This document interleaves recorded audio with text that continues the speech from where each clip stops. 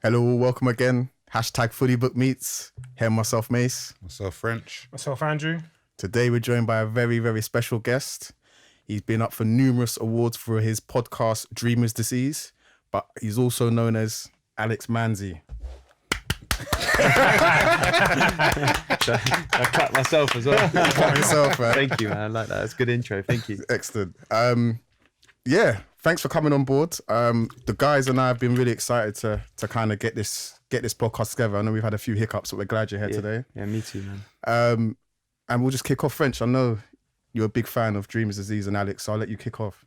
Yeah, I guess tell us a bit about Dreamer's Disease, and we could get into about books and everything. Because I've actually listened to your podcast anyway. Yeah, good. So, what have been your favourite episodes? Do you know what? I actually noted it down, but you've put me on the spot, so I'm not going to say I right can now. tell you anyway. I listened to the one with Shocker. I thought that was very, very good. Yeah, it's good. And I listened to a bit of your travel diaries, which obviously we could probably get into a little bit later on anyway. I thought these were going to say a joke, but they never got into We'll it. get into it later. So your travel diaries. So I was very intrigued as to those. So Sick. I would say the 100th episode Yeah. was the one that was good. And Oh, you- yeah. Then I I listened to the that. 50th one as well. After I listened to the 50th. Oh, did you? You I went back? to the 50th. That's nice. So, yeah, no, it was cool. Oh, sick. Oh, yeah. So, yeah, Dreamer's Disease is basically like a podcast that I started, which initially was to help motivate people who felt a bit lost in like their work-wise and their life, and like hearing stories of people who were kind of doing things that I found quite inspiring within like music or entrepreneurship or whatever. But then as the podcast has developed, it's become more like about wellness and lifestyle and hearing the stories behind and the journeys behind what the person does. So like I'll speak to a lot of, influencers in inverted commas, like people who on YouTube, or people like Shocker who make music, or Hussein Manawar who's a poet / artist, Slumflower, people like that who are doing amazing things in the world. But it's like it's less about what they do and more about their journey behind it and what they've kind of experienced, like with the ups and the downs and mental health, and how they battle with social media and what their morning routines might be, or what their self-care routines are and stuff like that. And it's kind of a bit more kind of wholesome rather than just focused on like the career side. It's a bit more like lifestyle based. Yeah.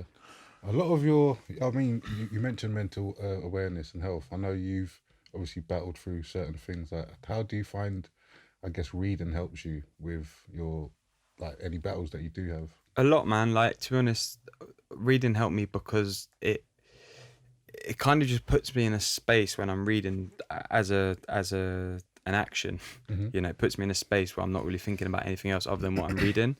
And I can sense the days where my head's a bit more all over the place because I have to read the page a few more times than I normally do. Whereas when I'm fully like immersed in the moment and lost in the pages, like you just turn in the pages and you're flying through a book. So that as a whole was like amazing for me. But then the type of books I was reading as well was like, biographies, autobiographies, self-help, self-development books. They're all kind of in that world of like, again, being inspired by other people's stories or getting direct kind of information through the books to kind of help understand my own mindset, but then how to kind of stay on top of it as well.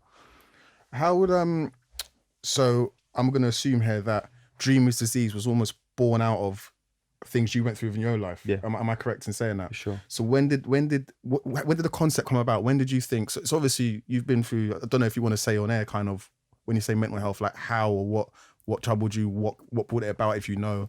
But then, how do you then think I want to reach this? I want to reach out to people and speak to people. How is the podcast born out of that? And when did you start it? So I started it just over 2 years ago. So 2017, I think it was around like April time. Way before that was when I kind of went through my real kind of like depression, and had almost like so I basically spent a lot of my life leading up to that point when I was 26. So I was like, quick maths. No, I was younger. I was 25. So 6 years ago, maybe more. No, I reckon it's more. 7 years ago. Okay. All of my life up until that point was about trying to please and serve other people. And everything I was doing, be it work, be it, even stuff I was doing outside of work, like I had a blog and a club night and all this stuff was serving other people and trying to like impress other people, and it wasn't focused on me. And I got to a point where everything was just numb. Like everything was just, I just felt like everything was dull, and I was just sort of like floating through life, and I didn't know, but I wasn't aware that that's how I felt until the moment where I actually admitted it for the first time, which was when I was with an ex-girlfriend, and we were having some arguing about something stupid, I can't even remember, and we were in her bedroom, she was sat at the counter, I was sat on the edge of the bed, and I can't even remember what we were arguing about. She was going on and on, and we were going back and forth, back and forth, back and forth. And she just turned around to me at one point and she was like, "Why aren't you saying anything?" And I was just looking at her like, "I don't know what you mean." Like, I was just looking like, "What?" And she was like, "Why aren't you saying anything? Why aren't you saying anything?" And something just happened in that moment where I just like realized that I was actually just sat there in my own thoughts, having the argument with her in my head, in terms of like, she was saying what she was saying, but I wasn't saying what I was saying out loud. I was just saying it in my head. But to me, I was in the like I was there having that argument. So when the penny dropped, I kind of just like burst into tears, and straight away her energy changed to like, "Oh, what's wrong? What's wrong? What's wrong?" And literally all I could say, the only words I could get out were like, "I don't feel like myself. I don't feel like myself." And that was kind of like the first time I'd admitted to myself, let alone out loud, that there was something wrong. And that set me off on this path of like then wanting to better myself. It took me like another like year and a half to like come to the point of like, okay, shit, this is what's happening. I really need to like work on stuff. So it was like a year and a half after that where I then started getting into books and podcasts. And that journey took me on to then wanting to start my own podcast. So coming back to the point of why the podcast started was because I was in a space where I wanted to share my part of my story, but also hear other people's stories. And like I said, at first I wasn't going super deep in terms of like the mental health side of it and the lifestyle and the wellness side of it. It was more surface stuff because I was probably, to be honest, a bit scared to dive that deep because I was still exploring that side of myself. So it was always a bit more like, "Oh, so this is what you do for your career. How did you get into that? Oh, and what did you do when you left uni? And you left uni, and then what did you do? You got an intern job, and then you got your intern job." And it was more like that kind of conversation. But at some point, it's funny because the podcast has developed with me as a person. So like if you go back and listen to episode 1, which is with my good friend BJ, to like episode 100, for example, it's two different things, man. It's two different products. I've actually gone back and listened to a lot of your old podcasts and Fanboy. new ones. I just like podcasts. I rate it. No, I genuinely like podcasts. So if it's a good one, then I'll listen to them. And I'll go back and go through the catalogue. Again, I guess even with ours, if you was to go back on our catalogue and when we first started to where we are right now, you can see an improvement. You can hear an improvement. So it is a bit of a journey. I think with you, yours has been a bit more personal. We're not as personal at the moment. I guess we go on. Speak for yourself. Joking. Yeah, but do you know what that is though? That's just been how I've been as a person. I've always been quite like introverted, quite introspective, and like I'm now very aware of like my feelings and my thoughts, and I'm very in tune with them. So it's only right that me as a person, and it's just how I am, like I want to be like that to own that truth for myself. So the more I'm like that on the podcast, when I put content out on Instagram, whatever it is, the more I feel like I'm just doing things to serve me and not other people. And that's super important for me, man. Like the second I fall into the trap of like doing things for other people, it's like that's when my head gets messed up. So yeah, man, it's about keeping on top of that and just owning it for myself. So see where you are now on a daily basis. Do you still have those feelings of depression, or do you where are you now, like mind state wise? If you asked me like 3 months ago, the answer would have been totally different. The answer would have been like, yeah, I'm fucking like every other day is a big battle, like anxiety, whatever. Whereas now at the current moment, I'm more on, like, I wouldn't say on top of it, I'm more accepting of it. Like it's always going to be there for me. It's like for me, anxiety, depression is something that's always going to be part of my life. The friction comes from how accepting I am of those thoughts and those feelings. Like the less I accept them and the more I fight against them, the more friction I cause within myself, which then causes more bad feeling, which then causes more friction, which cycle, then it's a very vicious cycle. Whereas the more accepting I am of them, the more they don't, like the less they bother me.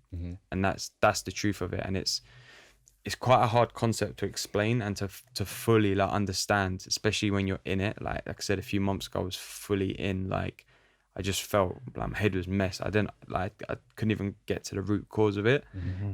But the more I fought against it, the worse it became. And then I had to take myself out of every situation. I literally stopped. I didn't record a podcast for like, I normally record like once a week at least, or write or put an episode out or something. I came off social media. I didn't do anything. I didn't do any of my normal writing, recording, editing, making videos, nothing. I just stopped everything for a week, gave myself space, just took myself fully out of everything just to get myself grounded again. And once I got myself grounded, then I was like, I came back in with a bit more refreshed. I wasn't still like, you know, at like top level. I was a bit more refreshed, but I could then start to ease myself back into like writing again, reading again, like everything, meditating again. Like I literally just stopped everything. I was gonna get into Like reading, I didn't stop too fair. That was one thing I kept on doing, to be honest. There's so many different facets because, again, as I said, I've listened to your podcast and have a very similar mindset in terms of morning routines, meditation, affirmations, and things of that nature. So I was going to ask, what specific books did you read or have read whilst like going through when you're in a bad place? Is there a specific book that you can say, I recognize that in helping me elevate where I was from a dark place to a good one? Yeah, I think there's been different stages. There's been different books along the way that I've read that have just really resonated with me. Like there's not like one book that I'll go to when I'm in a bad place, because I just always move on with the next book or finish reading whatever I'm reading. But the books that have resonated with me the most, Celestine Prophecy. Okay. Anyone read that? I haven't. No, I've not heard of that. It's a sick book. I think it's like Jay-Z's favorite book or something like. But it's like it's a bit similar to The Alchemist, where it's a fictional story, but it has like a very spiritual messaging behind it about life and stuff. Cool. So that was a very good book that kind of at the time really resonated with me.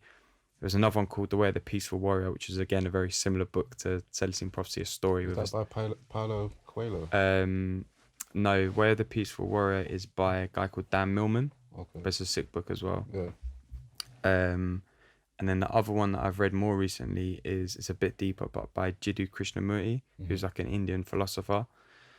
He doesn't even call himself a philosopher, but he was a philosopher. Yeah. And he's just like everything he talks about is just like life and just how everything's connected and just like super deep. And it's like at the time of what I was going through, which was most recently, that's what I needed to be reading. And I always find that like whatever book it is I pick up is the book that I need to be reading at that time. Yeah. So I've always got like a stack on my shelf of like maybe 10 books that I haven't read yet. And when I finish one book, I'll look at the stack, and whichever one pops out to me the most, I'll pick that up and start reading it. And it's always the book that I need to be reading. It's so mad how it works. Do you read one book at a time? Or Yeah. Okay. I can't multitask with the books. I get confused, man. I read about 3 or 4 at a time. Yeah, I know people who do that. I can't do it, man. Yeah. I need to. How? I just How'd you feel do because it? like, if I'm reading, for example, rereading a book on sleep, Yeah. but I can't just read that book about sleep. So I'm also reading a book about what's his name from Cuba? Che Guevara. Yeah. Not Che Guevara, the other one. Castro. Castro. Castro. Yeah, I'm reading his autobiography Okay. as well. And I've got 2 other books that I'm kind of flicking between as well. Bro, that's Yeah, like I watching- need I that can't because do that, man. But Yeah, they're I'm just not doing different that, because yeah. they're so different. I need to be able to jump from one to Yeah. another. Like Otherwise if I read one book, I just find I get bored. And it's one mood. Yeah. Yeah, I totally Like, understand. But where you're coming from. do you have like a different time slot in the day where you read them? So you like might read one in the morning, one on the tube, one in the evening. Yeah, I guess some books are better for the morning. Like, for example, I'll read, what's his name? Something Allen. The name goes off. But basically, it's more about mindset, and I'll read that in the morning. Whereas in the evening, I'll read about sleep or autobiography. Yeah. So it is determined by, I guess, what time in the day it is. And you carry them all with you at the same Nah. time? You just have like all 4 on you. They're just on deck. Just They're like- just on deck, posted around my place, like in my flat. And yeah, when I want to read, then I'll sit down and read. Yeah. But I can't just read one book and that's it. Yeah, it's impossible for me. Just to touch back, Alex. So you spoke about anxiety and depression. Can you? Does that link back to your childhood at all? Like, I just because I don't think I've ever really suffered from anxiety and nor depression. I'm just thinking, is it something you can pinpoint back to your childhood? Is it something that just developed and evolved once you got older? Like, can you does it run in the Yeah. family? I don't know. I mean, I don't think it runs in the family. yeah. That I'm pretty sure it doesn't. I mean, I come from a family of Italian immigrants. So like my grandparents came over from Italy. So like they were very like strong-minded in terms of like survival. Okay. Do you know what I mean? Survival mode. Like we need to survive. We need to make money. So they're like old school graft mentality. So for them, any emotions, anything, Weak. any hard Yeah, comments, yeah. they just brush it off. Yeah. Like, so they were probably they were able to deal with feelings of depression easier because they shirked them, which to me isn't the best way to deal with them. But for them, it worked because they were so much in survival. And then my parents are probably like one step below that.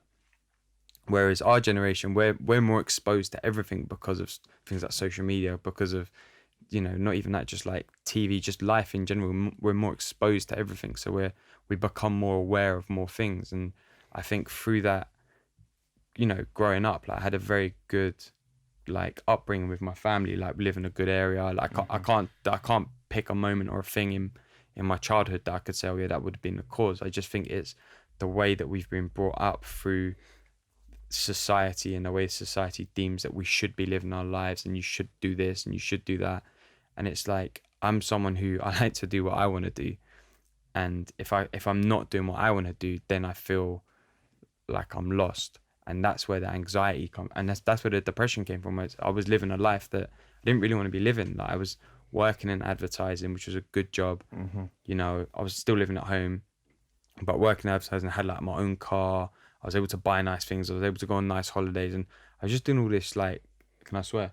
Yeah, cool. I was doing all this shit that I just wasn't that bothered about, but I was doing it because I thought that's what everyone wanted me to be doing. And the more I went down this route, the more I just normal. Yeah, exactly. I just got stuck in this hole that I didn't even know. It's like being stuck in quicksand without even realizing you're in the quicksand. Then all of a sudden you're up to your neck, and you're like, oh fuck, like what's happening? And it's like, it's a mad feeling, but I just feel like it's that growing up through the society that we've been brought up in. And again, looking at the culture that I grew up in North London, like Italian community in North London, like a lot of that is rooted in like success and like being successful. And you know, all of the families that I grew up around were all successful families because they had their own businesses, be it cafes or sandwich bars or restaurants, or, you know, it was all food based, funnily enough, but like everyone was successful when they do, and all the parents still pretty much do it. And they still have the success, and that's why they were able to bring up their kids in a good environment and all that sort of stuff. But that puts pressure on the kids to then try and replicate that, and that's not what I wanted, not job wise, but just I don't associate my life with money and how much money I earn. So I mean, and that those pressures, like, I feel like force you into a certain way, and it's like, that's not how I want to be free. I want to be like a little butterfly that floats about, does whatever I want to do whenever I want to do it. And it's like the less I'm able to do that, the more the kind of anxiety and all that kicks in. And the anxiety, just to go back to that, because you were saying you hadn't experienced it, so to cut you off, but is like, it's just like I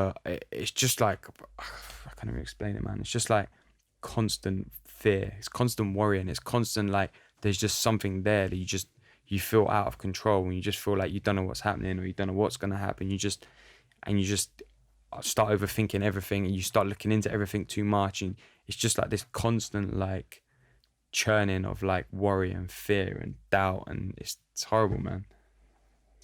I was going to say, also you mentioned a few things. You spoke about different generations and how they dealt with it and stuff like that, and you mentioned anxiety. And obviously I asked you a question obviously on the way in regards to how do you feel your year's been? And you mentioned, obviously, ask me in a couple of days or a couple of weeks and I might tell you something different. I can be kind of the same as well. Although at this moment in time I'm in a very good space. But my question is, like, Lee's kind of answered it maybe from his perspective, but do you think maybe this generation kind of live on that, I don't want to say red line is definitely the wrong word, but don't you think we live on that line where it's almost touch and go as to, I don't want to say going into depression, but kind of like needing help, dare I say? Yeah, I think we're more emotionally vulnerable than previous generations because, like I said, we are exposed to a lot more. It's like you're constantly comparing yourselves. Every time you pick up your phone, whether you're doing it consciously or subconsciously, you're comparing yourself to the person you're seeing on your Instagram or Twitter feed. Like, that is not a healthy thing for anyone, to be constantly comparing your life to someone else's, and not just to someone else's life, to the best parts of someone else's life. So do you know what I mean? The best parts, yeah, well, yeah, do you know what I mean? It's like no one puts up the shit times. Exactly. So you're constantly comparing yourself and putting yourself in a place where you're almost degrading yourself. And it's not everyone, but if you're on that level of emotional vulnerability, then you're more likely to tip in the balance of like degrading yourself and putting yourself in a place of not making yourself feel great. And I think that's why there is such a wide problem with our kind of generation and the younger generations of like with mental health, because we still don't really understand it. We still don't really get it. And like, I don't want to go into the depths of it, but like it's massively underfunded and stuff like that. So it's like there's still not a full understanding of it and how to kind of not just manage it, but better it for everyone and make sure people are more aware of their own kind of mental health. Because we all have it. Like it's health. Course, it's like we have a mental health, emotional health, physical health, spiritual health. Yeah. So it's like we all have it. It's just how in proportion, like how balanced it is compared to everything else. Tell me about how was that? I don't know what kind of relationship you have with your parents or I don't know if you've got siblings, but like how was that after that kind of opening up to the ex-girlfriend that time on the bed? What was kind of the process after that? I mean, how did coming from I speak about my background, coming from a Caribbean background, and like my granddad's generation coming over, like Windrush generation, just get on with it. Like, do you know what I mean? You don't have like I've been told I'm cold, but it's not that. I'm just like you just plow on through kind of thing. So tell me about like first off that conversation with family, friends, and second off the kind of process thereafter. Yeah, I think it's funny because I still haven't had that conversation with my parents. Do not listen to your podcast. seriously? No, they're aware of it, but I personally have not had that conversation Is with there a my reason parents. why? 'Cause that's interesting. Just, I don't know, man. It's scary, isn't it? That's the honest truth. It's It's scary. but you've told. I feel like I know a lot about you just from what you've. Yeah, that's explained what on I'm the saying. They're podcast. aware of it, but Yeah, I haven't physically sat down Yeah. and had a conversation with them and said, "This is what I dealt. This is what I went through. This is how I felt. This is how I'm feeling when I'm having bad times." I just haven't had that because a part of me feels like, and I don't mean this in a bad way. It's like I love my mum and dad, of course, but like I just don't feel like they would fully get it because my mum's very like of that generation of like you just get on with it. Yeah. And my dad's a bit more. My dad's just super chilled. He's like super zen. He's like the most chill person I've ever met in my life. I just don't think he will fully. You have to be to support Arsenal, boy. It's Just get on with it. That's true. Yeah, get on Get on with it. with it. It is what it is. That's the only time I ever see him angry, by the way, watching football. But yeah, so yeah, I just haven't had that conversation. I've had it with my sister. I had it with friends. They were like some of the first people I had it with. Which, funnily enough, we were on the way to an Arsenal game in the pub having a chat about stuff, and I just started telling them like this is what I went through, and they were all like, "Rah, whoa, this is a bit heavy. We just want to have a few beers before the game, lads."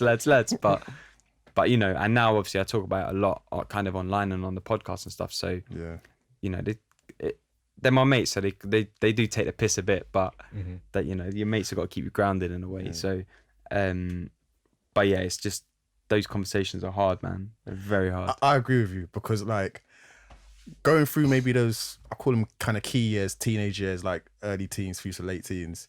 Like I wasn't the type to sit down and have dinner at the table with my dad had left the family home by then. So have dinner at the table with my mother and stuff like that. And it's kind of like, I'll speak to my boys, cousins around my age group and stuff. But me and my mum we don't really sit down and have conversations. Like it's more like, if you don't ask me my business, I will not ask you yours. It looks like that, by the way, just so you know. But like, it's weird because like when we first started in the podcast, and then obviously you're trying to promote it, you put on your WhatsApp status and stuff, and you get a bit nervous, a bit tingly about that stuff. And then like one day, my mum asked me a question about the podcast. I said, "What are you doing listening to it?" Like, like it was just, I can't remember. It was a while ago, but it was quite funny to me, like, because obviously she's interested in my life, but because you keep it hidden, because I kind of keep like, do you know what I mean? Yeah, arm's length. It's like that's the only way she'll find that information. Cause I know she does stuff in the background, like ask my cousins stuff, and do you know what I mean? Yeah. And she'll ask like my missus stuff and stuff like that. Like so it's just I kind of get where you're coming from when you say like you haven't sat down and had that It's a conversation. scary thing, man. And the thing is I haven't really needed to since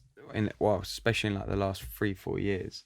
So it's like weird to then backtrack on a conversation I should have had 4 years ago. So it's like if I start having a bit of a tougher time now, I'll probably be more likely to have that conversation. Because it's always like, I'm not scared of my parents, don't get me wrong, but like it's a scary thing to even just put yourself out there vulnerable. in a vulnerable position, be it whatever. But now I'm a bit more like, I can deal with it better with my parents. I'm stronger in being able to like do it and have those conversations, even just like life stuff in general. It doesn't have to be bad stuff or negative stuff, like just even life stuff. I'm more comfortable having those conversations with my parents. Like recently, so I moved back in with them recently, like a month ago, and I had to have that conversation. I had to tell them like I want to leave my flat and come move back in with you guys and explain why, and then like almost break it to them that I want to go traveling a bit next year and then potentially move to a different country or city. And I had to have like, I wouldn't be able to have that conversation like 3 years ago, but I had to have that conversation. It reminds us of P. Let him get in on his acts. Please let him get in on his acts. Right, I don't even know where to start. Like Let's you go. mentioned, Traveling. Sorry, I still got traveling. No, man. Don't let him laugh at you. No, like they that. know I don't care. They know I don't care. So like, I want to say, Traveling. Before he starts, what I will say, because me and P went high school, Yeah. and he was the most introverted person at high school you ever come across, like ever. Always a good guy. Get him drunk, and he was a completely different person. Yeah.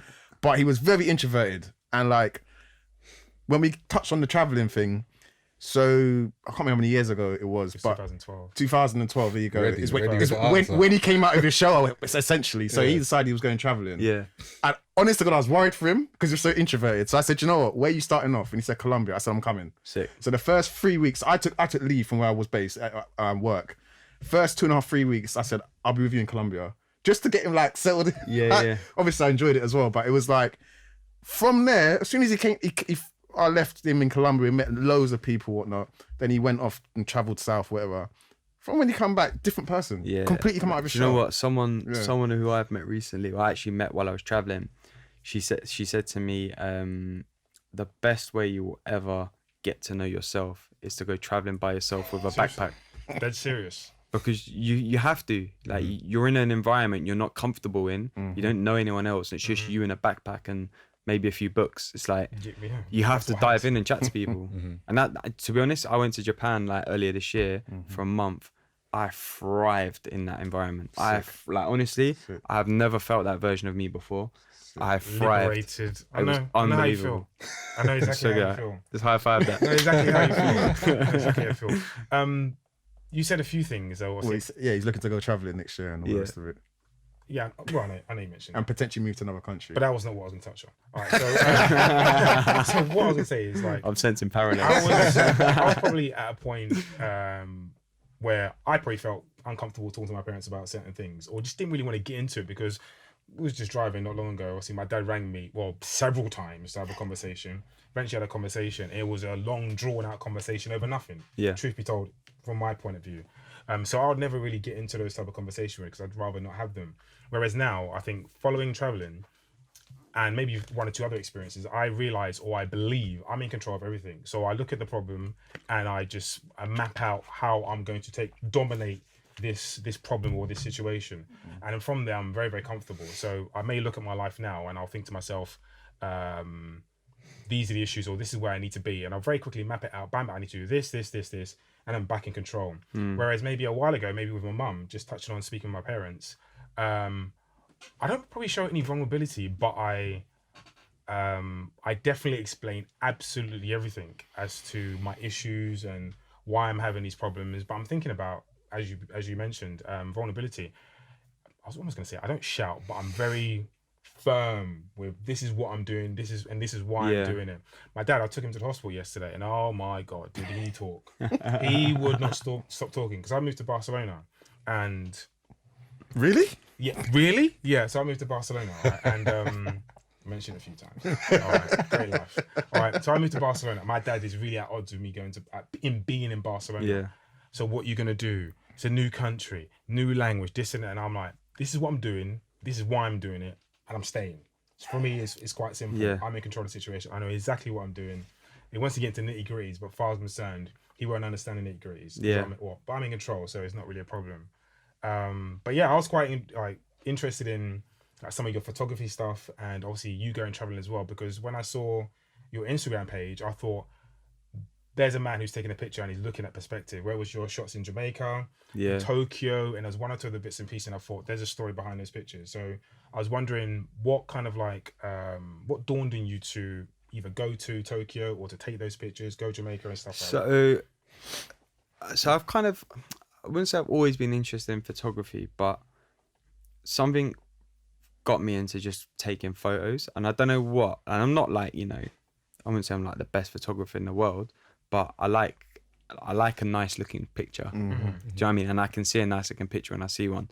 So I started taking photos just casually, basically, and I wasn't really doing anything with them. And then I was working at One Extra at the time, and they've got like an annual trip to Jamaica. And basically, because I was doing the social media, I was like, well, I do the social media, you're going to Jamaica, you kind of need some social media content in Jamaica. Like, I reckon I should be going. I like the way you hustled that Yeah, situation. no, literally did. I had to write a document on why I should go to Jamaica, basically. Like, basically, not a pitch, but like what I would do out there and blah, blah, what content we would get out of it. And while I was there, like, I was basically the designated photographer, as well as like getting social media bits and content and all this. So I took it upon myself to use that time to teach myself how to shoot manually with a camera. So I didn't know before. I'd just point and shoot. Fortunately, my cousin's a photographer, so I got him to give me like the tips on like what all the settings were and stuff. But again, until I stepped foot in Jamaica and took that first photo, I hadn't really played with the settings. So I just took as many photos as I could. And I was basically there for about a week, and I took over 1,000 photos a day. So I took about 10,000 photos while I was there. And that was all like playing with the manual settings and getting it right. And, if I'm sat in this corner of the room now taking a photo of you two, if I turn to take one of Mace, I have to readjust the settings to get it because the lighting's different. And like learning all that stuff on the move was like the best thing ever. And I came away with some really nice photos. So then when I went back the next year, I was like, oh, I'm super confident in this now. And I hadn't really taken manual photos that much between the two trips, which is like a year. But I was like, right, I'm going to go in, I'm going to get some sick photos, like da-da. So I was just taking more and more photos. And then when I came back, my friend, who's a photographer, sick photographer, shout out Phil Maui, he was like, bro, you should start shooting on film. He's like, you should start shooting on film. Your photos are sick. Like, start shooting on film. I was like, okay. And he bought me a little film, like point and shoot camera for, just like, I think it was my birthday. We just gave it to me as a gift. And this is the one that I took to Japan. So when I went to Japan, I was like, right, I need to document this. I'm going to take my camera. And it's literally just a little old film Olympus camera. Just everywhere I went, I'd have it in my pocket. If I saw something nice, take it out, bang, take the photo. And while I was there, I spent about 100 quid developing film.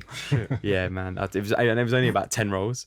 It was so expensive. But I was like, because I was taking the photos and because I was there for so long, I was quite impatient. I didn't want to wait until I got back to get the photos developed. I was like, I'm going to get them developed on the move because it'd be quite cool to upload them and all this sort of stuff. Then I started my photography account on Instagram, but it's not really like an official thing. It's just like more of a place for me to put my photos because I've got so many photos on a hard drive from like Jamaica, from like, I went on tour with my mate, he's an artist, I was taking photos. And I just haven't done anything with them. They just sit there doing nothing. So I thought, right, I'm going to start a page and just start uploading stuff. So now whenever I go traveling, I just take loads of photos, and then I've got another little new film camera, take photos and just upload them onto there basically. Cool. But it's another thing that I enjoy doing is like traveling, experiencing new places, but then also like capturing those like nice candid moments within the traveling itself, because they're the moments that like really like resonate with me. So I know you've done a post and episode on your podcast in regards to books and that, what your top recommended ones. With our audience, could you kind of give some of your top recommended books that you would kind of suggest to anyone to read? It's the three I said earlier. So I think all three of those made it into that episode. So yeah, Way of the Peaceful Warrior and Celestine Prophecy I'd put in the same bucket because they're basically the same book with a different story. Krishnamurti, the one that I read was The Awakening of Intelligence, but there's another one called Freedom from the Known, which is probably a better one to start with because it's a bit shorter and it's less deep. It's a bit more easy to get into in terms of like the way it actually reads. They're quite difficult because The Awakening of Intelligence is like a literal transcripts from his talks and conversations. So his English is like broken English. It doesn't read that well. Whereas Freedom from the Known is a bit more like better edited, basically. Tools of Titans, Tim Ferriss. It's just a sick book. Like, it's just full of gems. It's just like the best the best parts from the best interviews of his podcast, which is like one of the best podcasts. So just full of gems. Mask of Masculinity, Lewis Howes' a sick book. I quite enjoyed that. Yeah. I enjoyed the simpler reads with not the words. Yeah, no, I'm It's not too yeah, long. no, that's what I like about it. It's Yeah. not like it's not a massively in depth book. Like, Intense. it's not massive. intense. It's written very simply. Yeah. Like it's if I wrote a book, that's literally how it would sound. Yeah. So it's Yeah, like yeah. really easy to kind of flick through. You have written a book though, right? An audio Ebook, yeah. Yeah. Yeah, it's I released it at the start of the year. How did that come about? I don't actually know, to be honest. So basically I send out like a weekly newsletter email, and I always do a different write up based on like the previous week's podcast episode. So whether the main theme has been within that episode, I'll do like a little write up myself about it, tie in some of my experience and stuff like that. So I've got all of these like write ups just sitting on like my Google Drive. And I was just sat there thinking, like, what can I do with these? I've got so many of them. Like, I must be able to like put them out again. So I came up with this idea of writing an ebook, which was like about daily habits, basically. Because I got two things that I always talk about. A is just positivity in general, and B is the 1% rule of like always looking to bet yourself by 1% every day. And like the more you do that over a long, consistent period of time, you know, the results speak for themselves. So I try to factor in what are the things that I've written about that fit into that idea of positivity and making a positive change in life and the 1% rule. So I basically pulled together some of my write-ups and just used those as like the body of the ebook, and then fleshed out the rest around it, like a bit of an intro, had to write up a couple of extra chapters, had to like re-edit some of the write-ups so they fit within the context of a book. I put exercises at the end of each chapter that people can try for themselves. I designed it all myself, like the front cover, like the layout of it. Basically did the whole thing myself, and then put it out at the start of the year. And it's called Daily Positive. And then it's like habits. I can't remember the tagline. It's like habits to do every day to make a positive change in your life. Something like that. I can't actually remember. Yeah. But Daily Positive is the name of it, and it's free download, and people can just go. All you need to do is put in your email to get it sent to your inbox. And I've had some really good feedback on it, like really good. And it was actually a really nice process writing it. I really enjoyed that, and it makes me want to like write something else.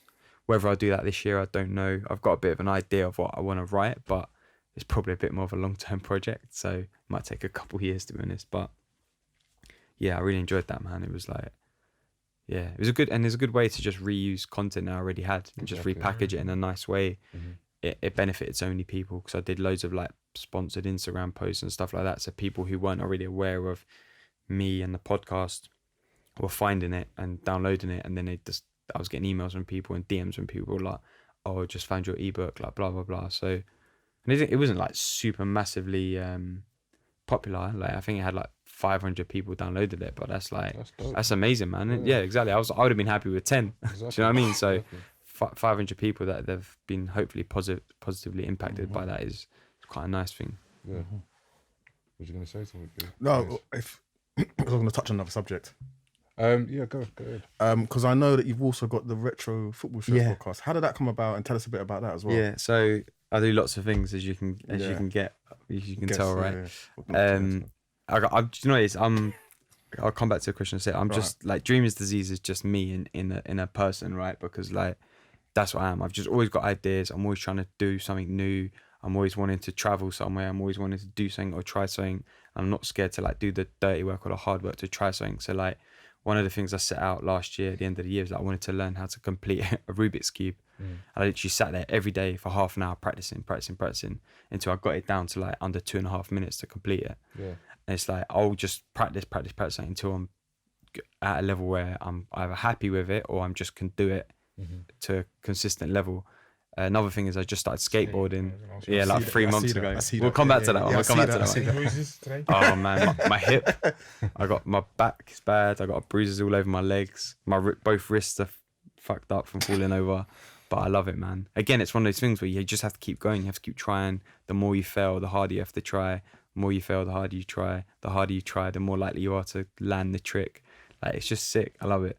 But yeah, so Retro Football Shirt podcast was another one of these kind of ideas which came about because me and my friend Uche were both working at Radio 1 Extra at the time. We were sitting opposite each other, and last summer during the World Cup, every day I basically collect football shirts.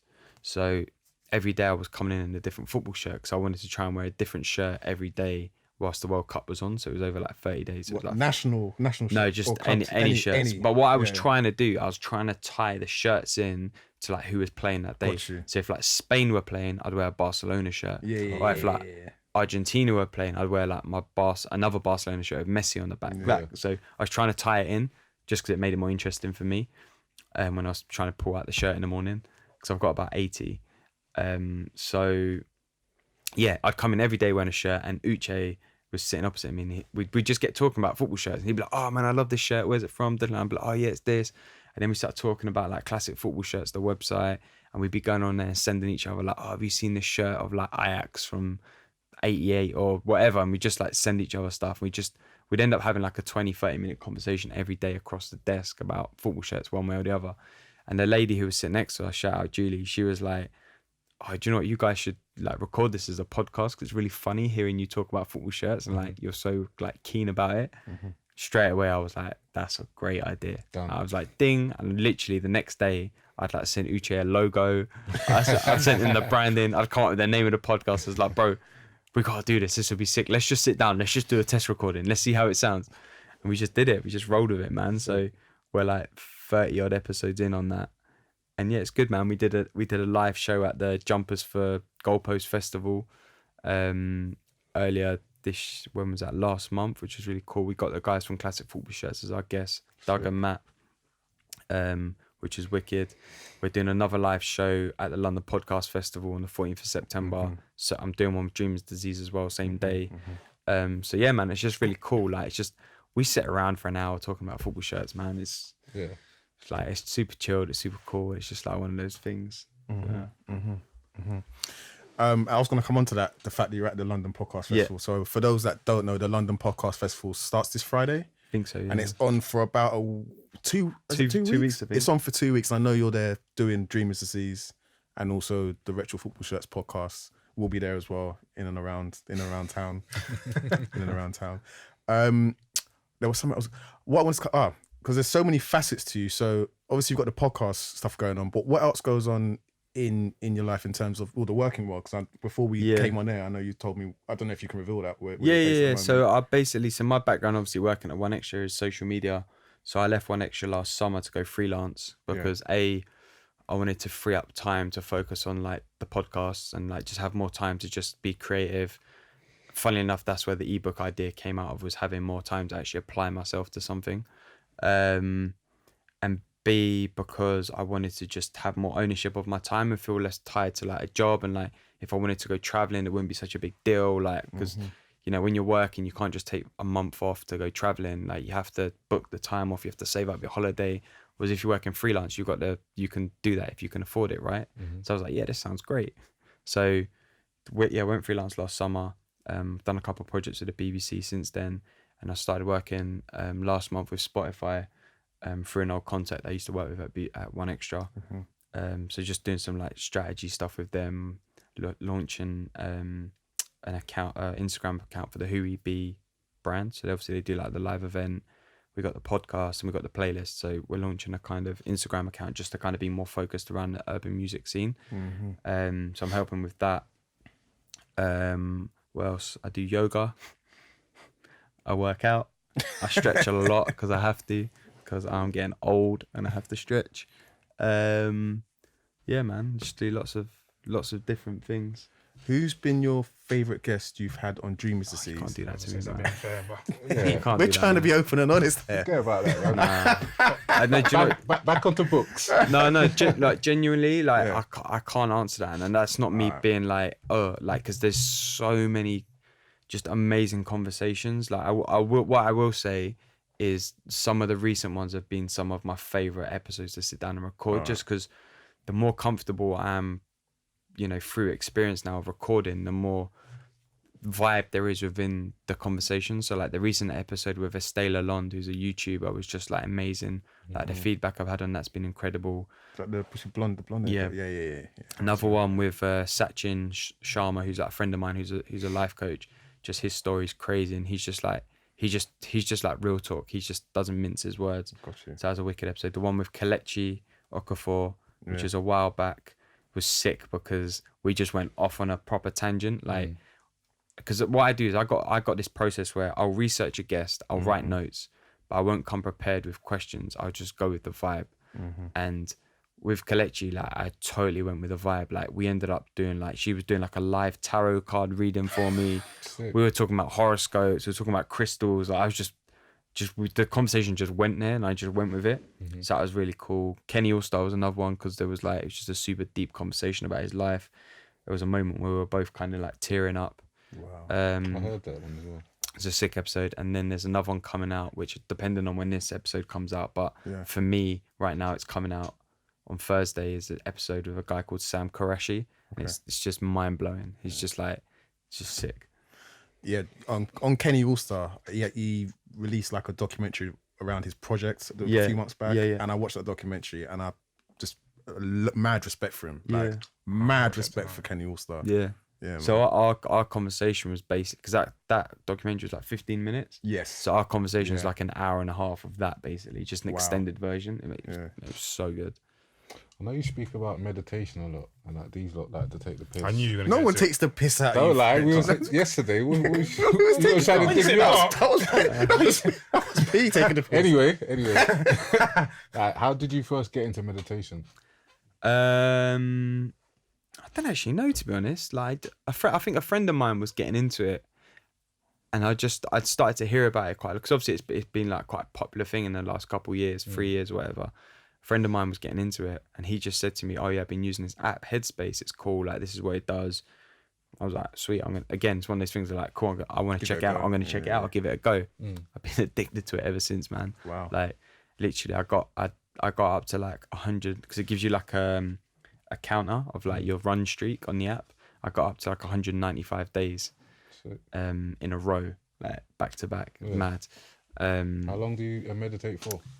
Generally 10 minutes, ideally 20 minutes, even more ideally longer, but I'm struggling with the longer. Not like to sit down and do it, I'm just fitting it in at the minute. And do you do meditation with someone, guided meditation, or do you just do pure meditation? Yeah, so just breathing? So the guided meditation, so Headspace is like a guided meditation app, and there's all different kind of things you can do. So there's like ones for stress, one for anxiety, one for like sport in performance, one like all different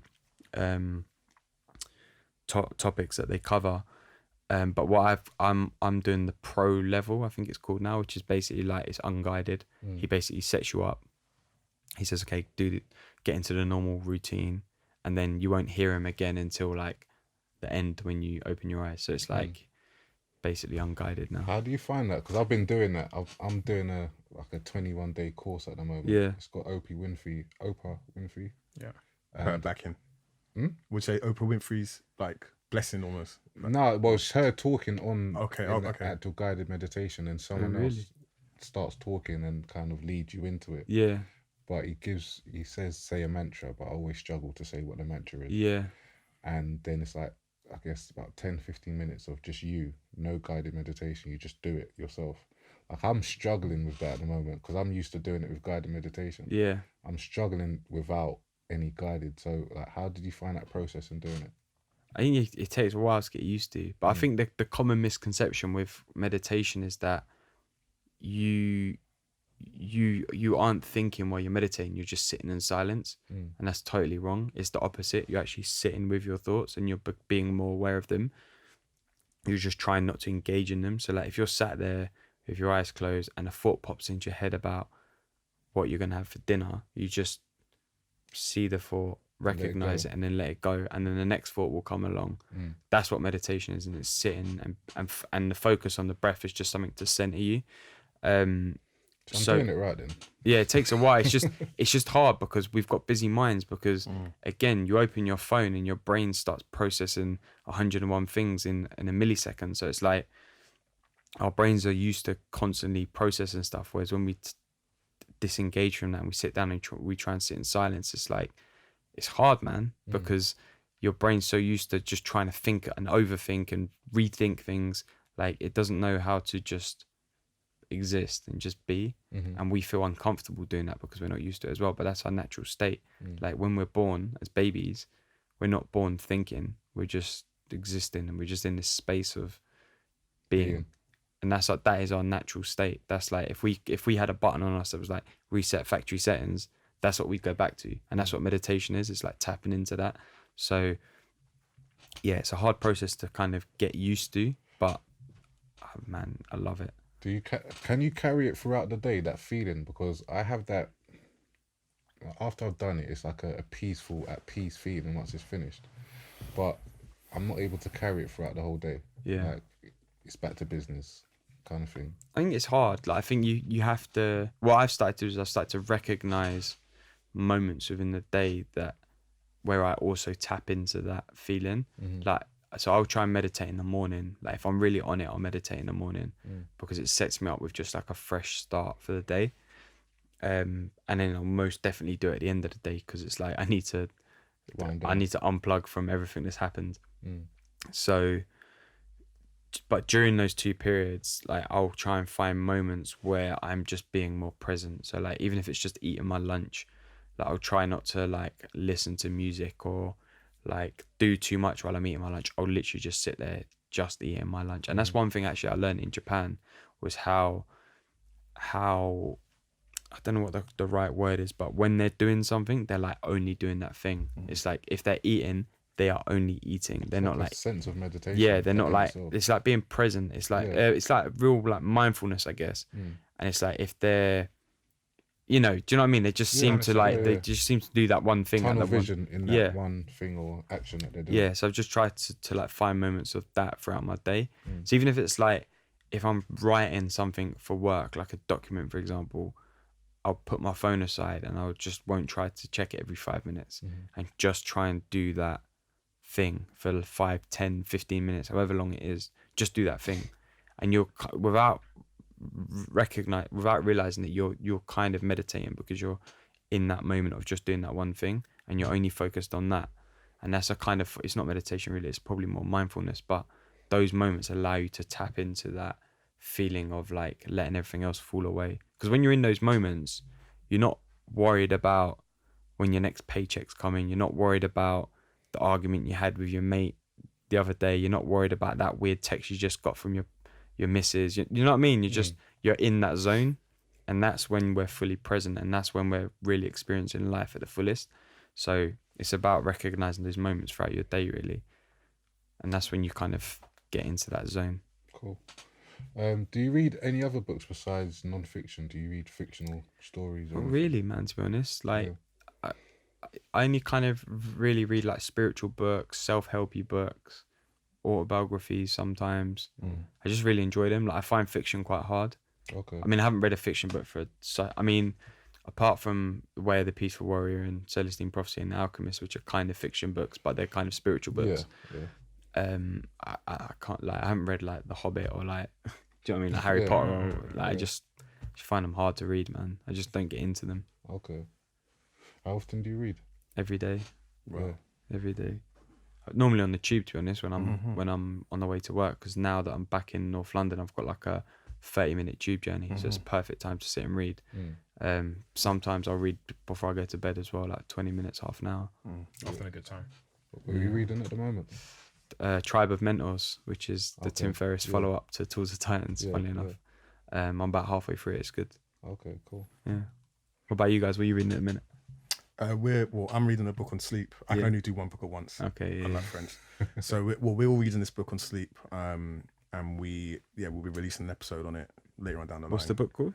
Sleep. It's called Sleep. Yeah, it's called Sleep. It's by Nick Littlehouse. Nick Littlehouse. Okay. It's quite interesting. You done actually an episode on sleep, or you mentioned sleep because I've actually got notes. See how you said you'll make notes, but then you'll come into the the same podcast. thing, but Yeah, not answer. Exactly. Question. You'll come into the podcast and like actually you'll just see where the vibe takes you. I've got some notes, and I remember because have you done an episode on sleep, one of the 15-minute When you know, Yeah, I think so. Yeah. In Focus. Yeah, I did. in Focus, or you spoke about it briefly, because actually I made some notes and I can't remember what I said. Yeah. But the book that we're reading on sleep is very interesting because there's so many like different things that you wouldn't think, or I wouldn't think of when it Yeah. comes to sleep. Obviously, you know about mattresses and stuff, but actually not buying the most expensive mattress. Yep. Do you know what I mean?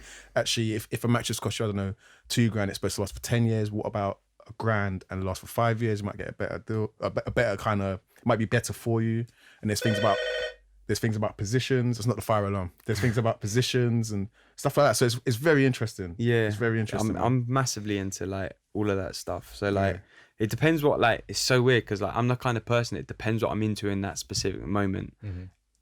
Into like what kind of conversations I have like within the podcast, for example. So like when I'm super into like researching about sleep, I'll always shoehorn the conversation around sleep because I'll just be interested like, oh, what's your sleeping habits like, or what you. Whereas like at the minute I've just discovered a thing called grounding, which is about like exposing ourselves more to our natural like what, like I don't know how to explain it, like natural state in terms of like cavemen didn't have chairs, like they used to sit on the floor, So kneel on the feet floor on the earth and things like that. exactly. So like I'm and this is only in like the last few days, by the way, like literally since the weekend. Yeah, I know what you mean. So I'm like That's super into like when I'm at home working, I'm like either sat on the floor or kneeling, or like, you know, I'm walking around barefoot in the house. Like even today at work, I was like, I was standing up at a little desk that I found I could stand at. Then they've got this little like kind of ball pit. It's not really a ball pit, but it looks like an empty ball pit, and you can go in and it's like cushions. You can sit on it like you're sitting on the floor. So I was sitting in there like working, like just trying to like realign my body. Nature. Yeah, like, and it's realigning your body to like how it's supposed to be. Like we're not supposed to be sat in a chair for an hour. Like it's so bad for you, and that's part of the problem with like my. So we just call it a day now then. Yeah, exactly. Let's not get on the head. We've been sat down for too long. We just have to all stand up for a bit. What's your vision going forward? What's your plan for Dreamers Disease, or any other projects or kind of ideas you might be working on, say for the next 12 to 18 months? Do you know what? It's such an interesting question because I don't know. Because at the minute I'm kind of, like, I used to be so like, yeah, man, I'm gonna do this and I want to build up this coaching business. I'm gonna have all this stuff on the go. But at the minute I'm just trying to like enjoy like really being present and being like zen in the moment. Like I don't really want to think too far ahead. Again, like I said, I want to go traveling at the start of next year and then want to move to a different city. So like I don't know what's going to happen like beyond those moments. Do you know what I mean? Like literally anything could happen between now and then, and during those and after those moments happen. So I'm just trying to enjoy like the process of like whatever it is I'm doing, to be honest, like work, making content, editing the podcast, sitting down with a guest, having a chat, being here with you guys, like reading, whatever it is. I'm just trying to be more present with that stuff because that's where I find like I'm at the best. Because there's so much that's happened for me, like literally since the start of the year, like since I went to Japan, that I could never have planned in my life, like never in a million years. Like even if I planned it, it wouldn't have worked out. So it's like I'm looking at that thinking, okay, all that stuff's happened without me really putting any effort or plan into it. Like what can happen if I do the same for the next 6 months? So I'm kind of in that space of like just vibing, man. I think it's the best way to like going with the flow on stuff, trying to be more open, just be more connected to like life. Sounds a bit spiritual, but that's probably because all the books I read. Are you religious? Did you grow up in a religious Grew house? up, yeah, in a Catholic household, but I mean like loosely Catholic. I mean now I'm totally not religious, like from the school of life. Yeah, no, I get that, man. I'm with you. And where would you move to? You're talking about moving to another city. I know before you said another country. Amsterdam's high up on the list. Okay. Love Amsterdam. I was there last weekend. Just love the vibe there. Obviously they speak English, which is helpful. But it's just a sick city. It's small enough you can walk around, you can cycle. I like that because you know I've lived in London my whole life, and it's like it's a big city. You can't get anywhere without driving or getting the tube. Where it's like I quite like the idea of being able to walk everywhere, be more connected to the outdoors, cycle. You know, it's got a really cool creative culture, like a good kind of young kind of coffee scene culture. I'm not sure about the skateboarding culture, but we'll work on that one. Yeah, we'll work on that one.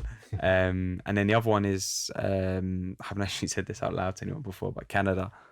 Okay. Cool. Yeah, Montreal specifically. That's his favorite. Take the floor. Yeah. Take the floor. Yeah. Not on air. No, I'm joking.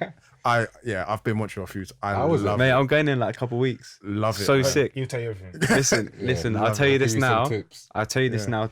Tell me if I'm right or am I wrong. Montreal is Amsterdam in Canada. What does that mean? What does that mean? People, Montreal's sick. yeah. Montreal's a sick. I've been Toronto as well. Yeah. I Did you can't. go I up didn't to? like. Behave yourself. I can't. Toronto.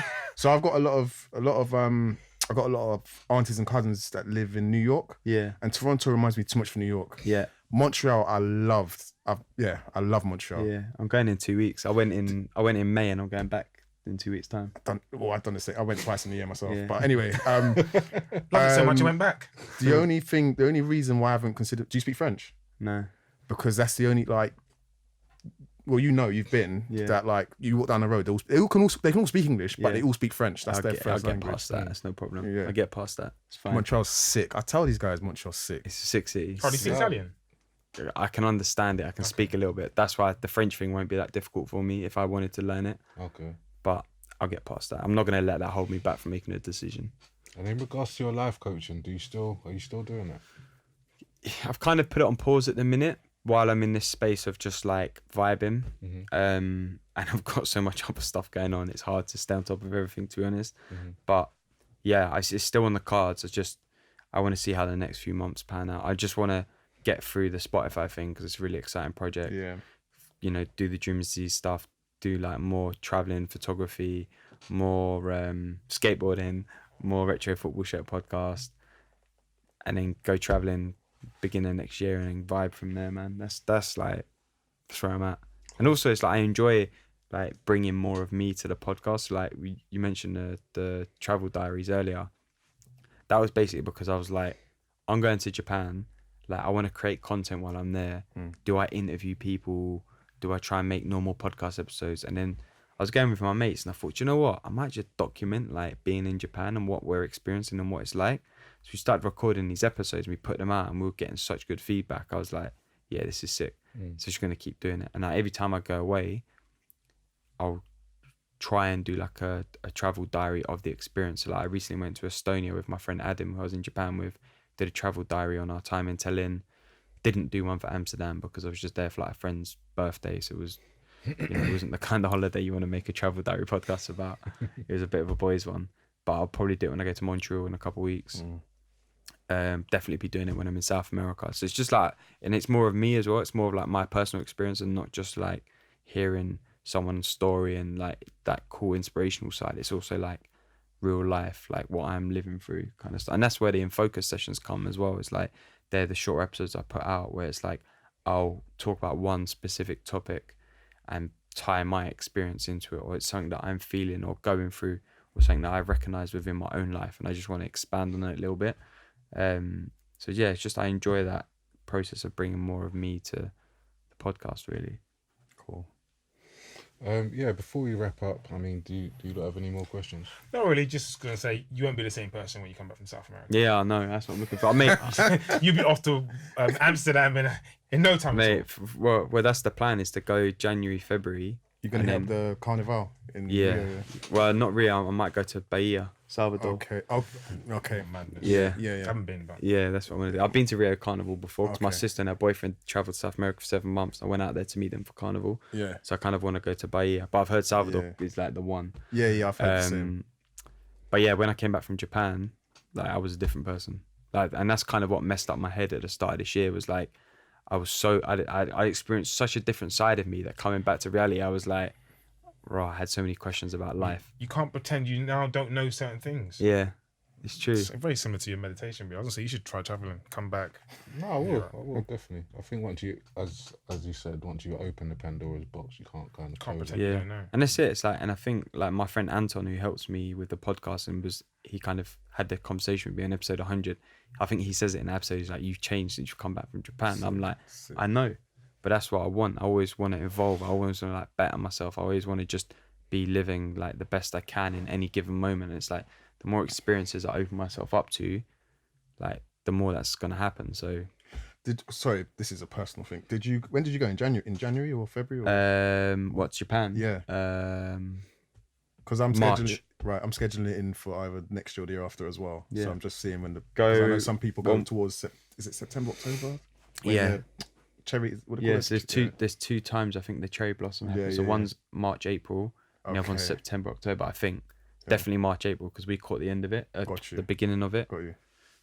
We kind of just missed like the prime Got you. cherry blossom. Wicked. Thing. Noted. But go do it. I'd recommend Japan to anyone. Oh yeah, if you want tips, it's man. happening. If you want Yeah, tips, hit me I'm up. gonna hit you up. Don't worry. I've got a long It's- list of stuff. It's happening. That's happening. Yeah. Yeah, you had a couple of last questions. Yeah, last couple of questions. What are your 3 top values that you bring to your business or your workplace?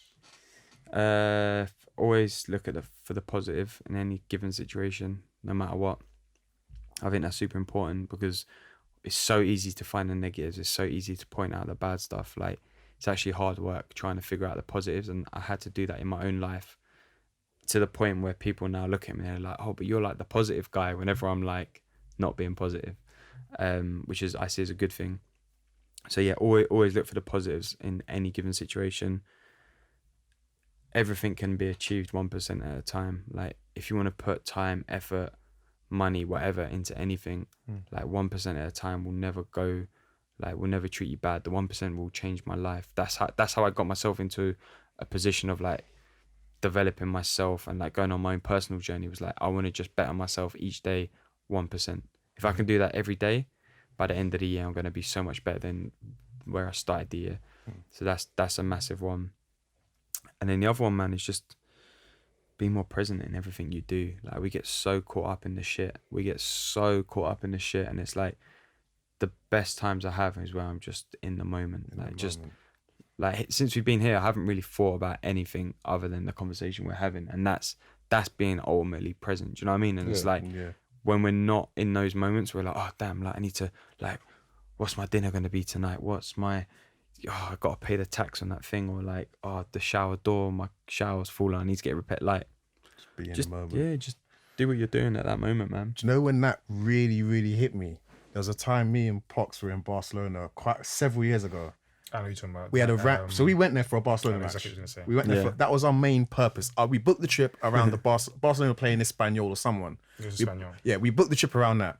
We said let's go out for a couple of drinks somewhere on the evening before, and we ended up bumping into like this girl and her pal.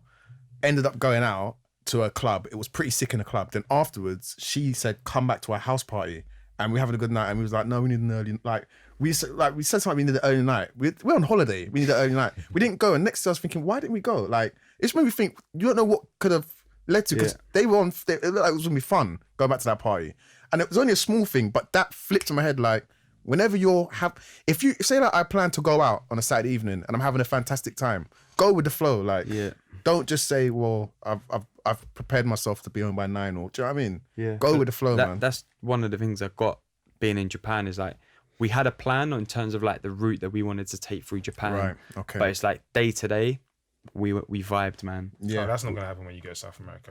You can have a plan. It would be sketch. Yeah, but that's what I'm saying. We were just like going with the flow. We were like, see what happens. We'd chat to people in the morning, see what they were up to.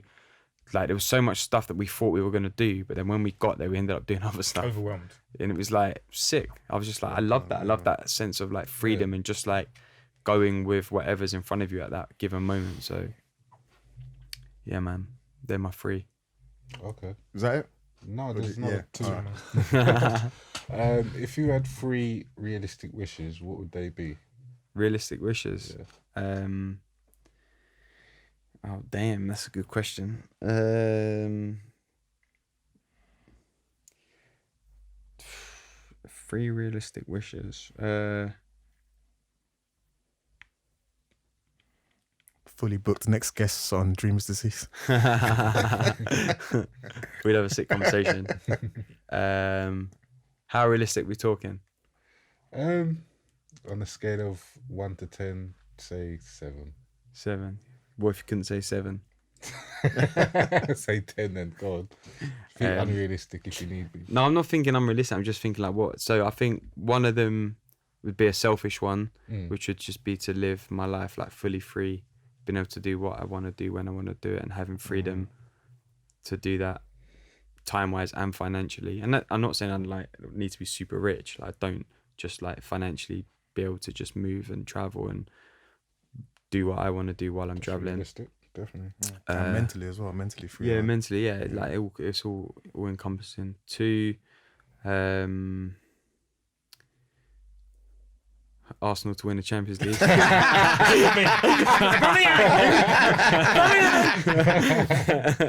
No, I'm joking. 2 would be I'm trying to think like something. I don't know, man. Like, I just think You can have the Arsenal one if you want. no, that's gonna come, man. That's not a wish. That I think, like, for me, I'm just trying to think of like something quite like for like humans, just like everyone to just be like, just to forget the shit basically and just be more present with the way they live their life, and just like everyone to just connect to the values of what living is, and that's experiencing any given moment at any given time. And I think, like, again, we forget that because we get caught up in so much shit. And that's what's great about traveling. You go to these different countries where they have a lot less than us, and the kids and the people are as equally as happy as some of the people that you see who have you know, do you know what I mean? It's just opens your eyes up to like all this bullshit, like cars and houses and jobs. It's just bullshit. It's like we don't need that. And I just wish that we could live in a world where everyone could recognize that and all of that stuff didn't matter, and we kind of all just lived on like an even platform of just like of life, man. Like obviously there's going to be elements that aren't always balanced, but that is life as well. So that'd be one. And then the third one would be and then I got a question for you guys after. Actually, I just thought of it based on my answer, to have 1 extra hour a day every day. Cool. To meditate. That's dope. Literally just have that hour to meditate. Okay, I like that one. One more question before you can ask yours. What 3 books could you not live without? I think definitely one of the Krishnamurti books I mentioned earlier, Awakening of Intelligence. I'll probably say that one actually, because that one's just deep. Another book I can. This is probably a bit of a cheat. I haven't done it in a while, so now it's definitely cheating. I was gonna say my gratitude journal, because that's technically a book. Yeah, so I'm writing it. That's just sick. And then the third one would be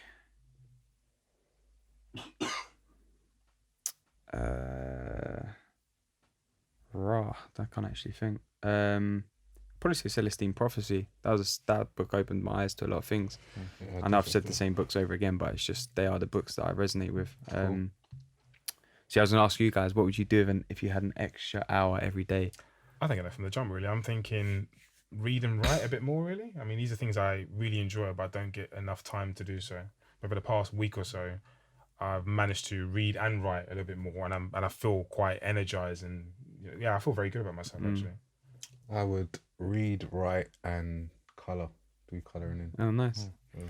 I think I would have to be, that extra hour would have to come with almost an attachment to it, saying you have to work on yourself, if that makes sense, because otherwise I'll end up using it for sleep or something like that. Watching Love Island. But that extra hour, I would want it if it came with like a I don't know, like a clause or whatever you want to call it, that would be to work on also writing, so to work on something, on a self project which I've shelved for so long, and I could only get that extra hour if I worked on that, and I'd want that extra hour, if that makes sense as well. So that's what I'll use it for. Sick. That would help. Nice. Stole that question from a friend, by the way. It's just a sick question. He used that. So my friend Anton, who he used to have a podcast, when he interviewed me, that was like their last question, and it just came to me there when I was thinking like, what would be a wish that I want. And I was like, I want more time to meditate, and I thought, and that extra hour would be sick. And I thought, actually, let me see what you guys say in that question. So, shout out Anton. Shout out to Anton. Guys, don't forget. Are we finished? Sorry. Yeah, we're good to go. Don't forget. If you want to see Dreamers, if you want to see Alex Manzi, he's doing the Dreamers Disease podcast at London Podcast Festival. It kicks off on the 6th of September, but you'll be there on the 14th, Saturday the 14th of September. Also, he'll be there doing a Retro Football Shirts podcast, but you can catch him. Do you want to shout out your socials and all that? Yeah, so my socials are I am Alex Manzi on everything. I mainly hang out on Instagram. I don't really check my Twitter that much. Facebook, I don't even use. So if you want to hit me up, Instagram's the spot. I literally reply to everyone. So if you want to ask any questions or just cuss me for chatting nonsense for an hour or more, or recommend some books, or recommend places to go traveling in South America, hit me up, man. I am Alex Manzi. Excellent. Cool. Don't forget to subscribe, comment, like. Fully Books Instagram, YouTube, Facebook, Twitter. all the socials, Twitter, All that good stuff. SoundCloud, yeah, all of that. We're gonna come onto Spotify very soon. Got the plug now. Exactly. But thanks for listening, guys. It's been Alex. Thanks a lot, man. Thank you, man. It's been a enjoyed it. pleasure. Yeah, Thanks, guys. a lot, Appreciate guys. it, man. Thank you. Yeah, it's a wrap.